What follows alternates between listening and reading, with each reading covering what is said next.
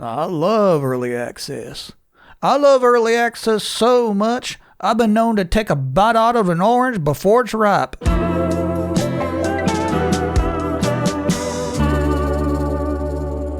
It's a dark, dreary day in the world of video games, which means it's a regular day, but maybe slightly drearier than normal, with Sega's nonchalant announcement that they have decided to cancel the Super Game. I am disappointed.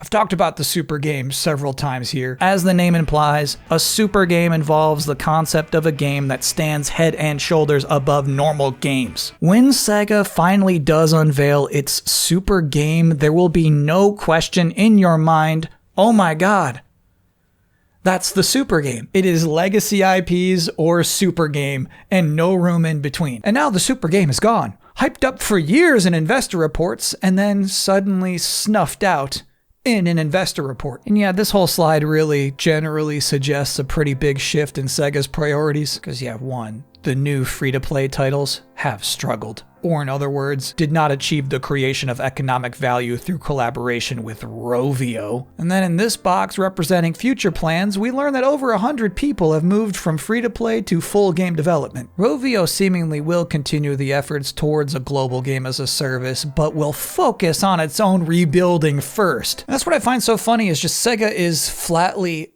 unkind to Rovio in their investor reports. And there's a whole section of their presentation titled Regarding Rovio. Look at that bullet point. Declining sales trend of Angry Birds 2 has bottomed out. And that's considered a good thing.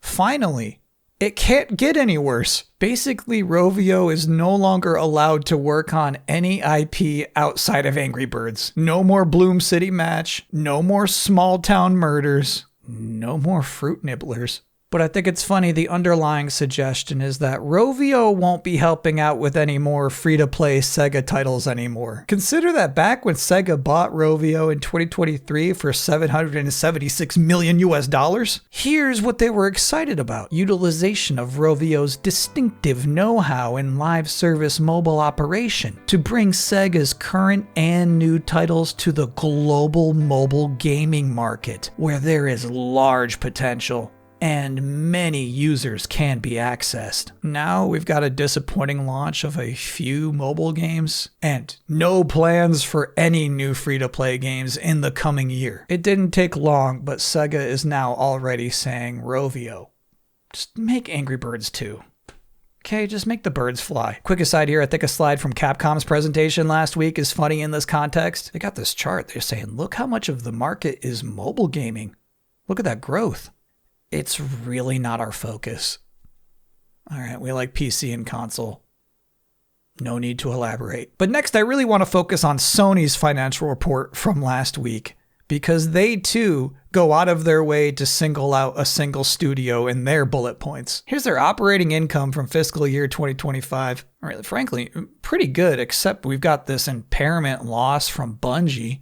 And then looking forward to fiscal year 2026, operating income looking to go up 30%, largely because we don't have to worry about that 120.1 billion yen impairment cost from Bungie. Essentially, Bungie has bottomed out. Next year, they're not going to be a problem anymore. And here's the only explanation for that impairment. In our studio business, earnings from Bungie's title portfolio did not reach our expectations. So we downwardly revised our business plan and impaired the full amount of the fixed assets related to Bungie, except for goodwill. Now, at this point, yes, I did have to go to Investopedia.com to even understand what goodwill means in this instance. So goodwill is just the extra money you knowingly spend on something because you want it.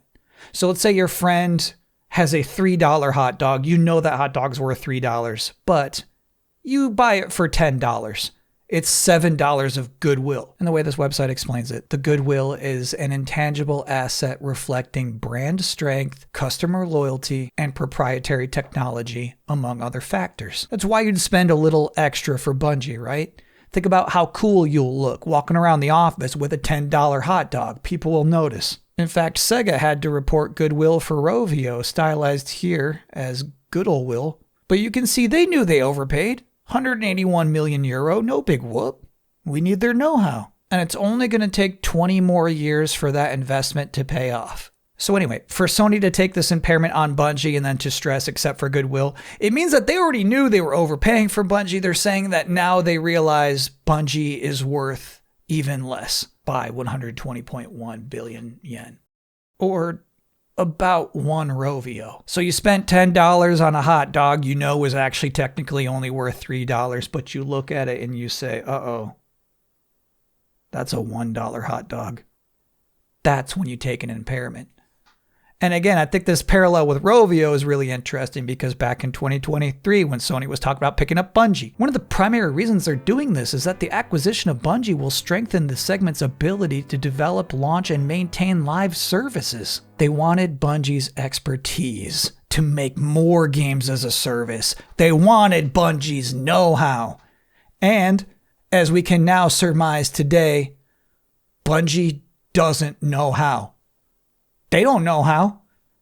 And in that case, I think it may be a good idea that the Super game was canceled. Stephen Totillo got the scoop, the full explanation on the cancellation straight from Sega. They said in light of intensifying market competition, the emergence of competing titles based on similar concepts, and our business conditions, we made the decision to discontinue the development of Super Game during the fiscal year ending March 2026. But what I loved about the Super Game, or I guess just Super Game, is that Sega seemed to know it was a bad idea. It was part of their vision to be a game changer. Look at this, they knew it was a challenge they were taking on. They wanted to be a game changer so bad they were willing to overturn common sense to do it. They were trying to create a new form of entertainment that goes beyond the concepts of conventional games. But look, I'm not gonna fault a video game company for becoming a little less crazy in order to just stay in business. I realize it's tough out there. We gotta play it smart.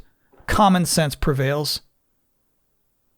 Except, of course, when Tomodachi Life Living the Dream sells over 3.8 million units in 2 weeks. Yeah, fine. There you go, Nintendo. You got a new franchise somehow out of that. And your dad is the town farter. Anyway, that's delayed input. Special video to look out for. This week I got to do a rapid-fire interview with Yacht Club's Alec Faulkner talking about Mina the Hollower.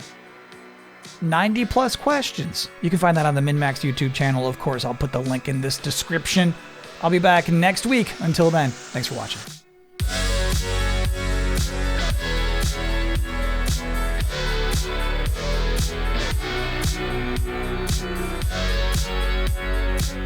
So something that consistently bugged me over, I guess, the last 5 years is that whenever Sega would announce or release a new game, some airheaded internet commenter would say, "Oh, so is this the Super game? That's your Super game?" And of course, it never was. That was never the Super game.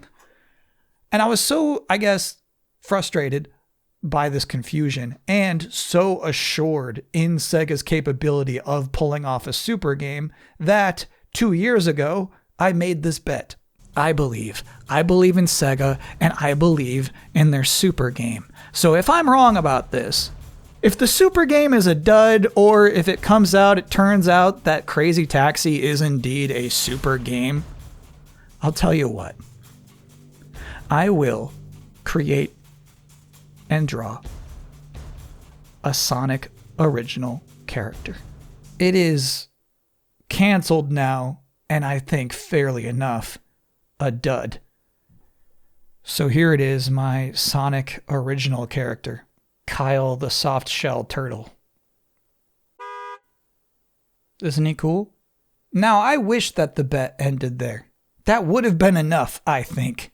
However, I was really certain about this Super game. And on top of that, I will write and produce a theme song for said character. All right, so now here is the theme song to Kyle the soft-shelled turtle. Kyle the soft-shelled turtle, call ahead if you need a friend.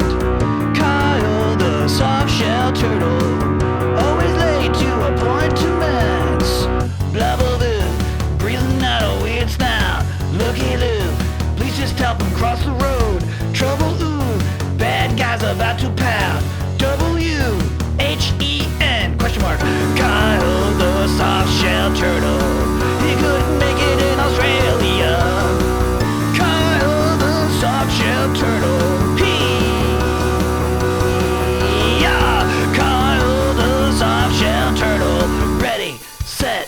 See you tomorrow. Thank you.